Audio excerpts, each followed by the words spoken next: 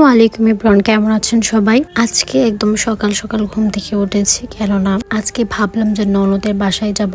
এতদিন মায়ের কাছে ছিলাম যে কারণে যাওয়া হয় নাই।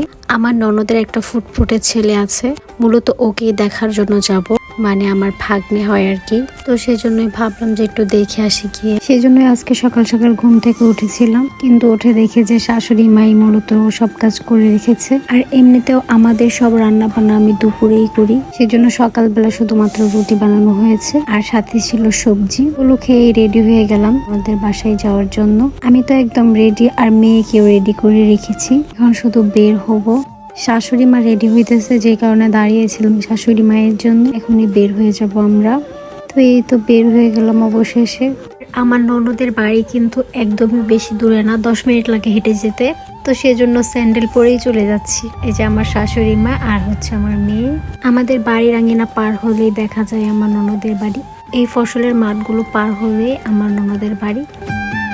তো আমরা মূলত প্রথমে ছোট রাস্তা দিয়ে যাচ্ছিলাম, এরপর মোটামুটি বড় রাস্তা দিয়ে যাব, তবে সেটা কাঁচা রাস্তা। এদিক দিয়ে একদমই কোনো গাড়ি চলাচল করে না। যদি একান্তই প্রয়োজন হয় তাহলে মানুষ গাড়ি নিয়ে যায়, তাছাড়া এমনিতে গাড়ির কোনো চলাচল নাই।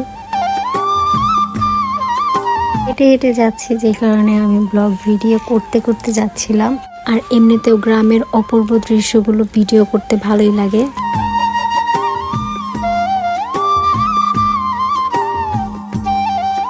এটাই হচ্ছে সেই বড় রাস্তা, আর এটা একদমই কাঁচা রাস্তা, আর সেজন্যই কোনো গাড়ি চলাচল করে না এদিক দিয়ে।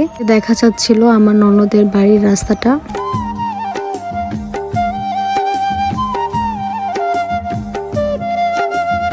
ফাইনালি চলে আসলাম ননদের বাড়ির রাস্তায়। সামনে একটা জঙ্গল আছে, এই জঙ্গলটা পার হলেই আমার ননদের বাড়ি। আপনাদেরকে বললাম না যে আসলে আমার ননদের বাড়ি একদমই কাছে। এই তো সেই জঙ্গল, জঙ্গলের পাশ দিয়েই রাস্তা। ফাইনালি চলে এলাম ননদের বাড়িতে। এই তো আমার বাবাটা আমার কুলে।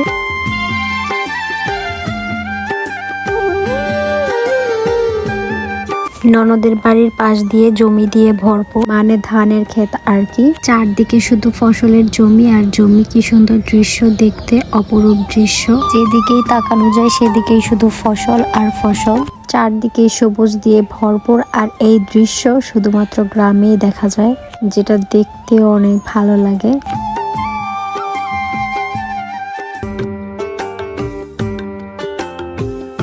তো আমার বাবাটা দোলনার মধ্যে খেলতেছিল আর আমি ভিডিও করতেছিলাম। বিকাল হয়ে গেছে প্রায়, যে কারণে আমরা বেশিক্ষণ থাকবো না, এখনই বের হয়ে যাব। তো এই তো ফাইনালি বের হয়ে গেলাম। আসরের আজান দিয়ে দিয়েছিল তখন, যদিও ননদ আসতে দিতে চাচ্ছিল না, কিন্তু আমার মেয়েটা অসুস্থ, যে কারণে চলে যাচ্ছি। কেননা আমার মেয়ের ওষুধ বাড়িতেই রেখে এসেছিলাম। তো আমাদের বাড়িতে চলে আসলাম। এই পর্যন্তই ছিল আমার আজকের ব্লগ ভিডিও। ভালো থাকবেন সবাই, আল্লাহ হাফেজ।